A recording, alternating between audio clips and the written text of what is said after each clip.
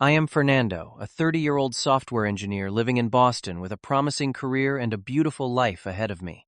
My brother Alex and I were inseparable growing up, always having each other's backs through thick and thin. I recently married Maya, the love of my life, and we were settling into our new chapter together.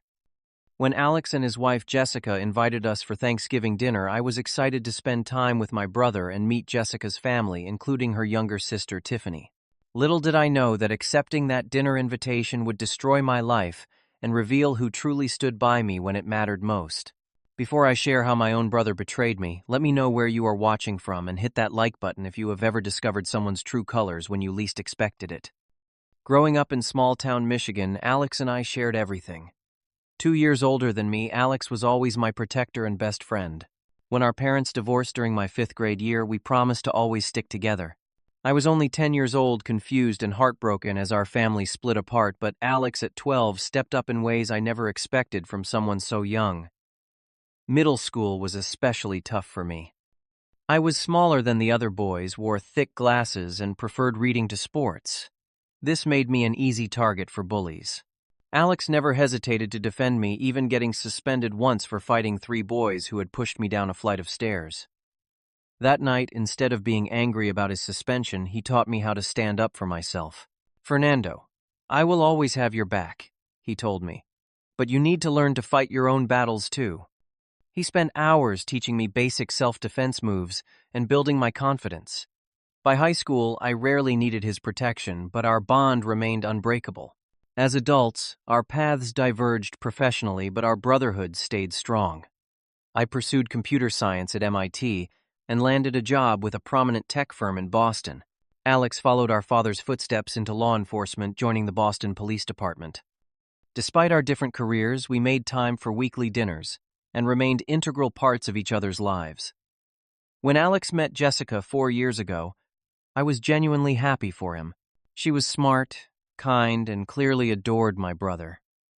I proudly stood as his best man at their wedding 2 years ago, giving a toast about brotherhood and loyalty that brought tears to everyone's eyes.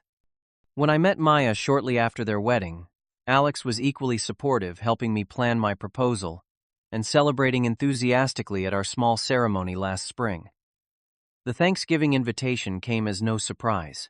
Alex and Jessica had purchased a charming colonial in the suburbs and were eager to host their first major holiday. Maya and I loaded our car with wine and homemade pumpkin pie, excited for the gathering. The 40-minute drive from our downtown apartment to their neighborhood was filled with holiday music and conversation about how thankful we were for our lives. Their home was picture perfect: white siding with black shutters, a red front door adorned with an autumn wreath, and warm light spilling from every window. Jessica greeted us with hugs, her parents behind her with welcoming smiles. Alex emerged from the kitchen wearing an apron and carrying a beer, pulling me into a bear hug. "The prodigal brother arrives," he laughed. "Come meet everyone." Jessica's family seemed nice enough. Her father, Robert, was a retired accountant with a dry sense of humor. Her mother, Linda, immediately insisted on showing Maya family photos, and her older brother, Thomas, was discussing football with Jessica's uncle. Then I noticed a young woman lounging on the couch, scrolling through her phone with apparent boredom.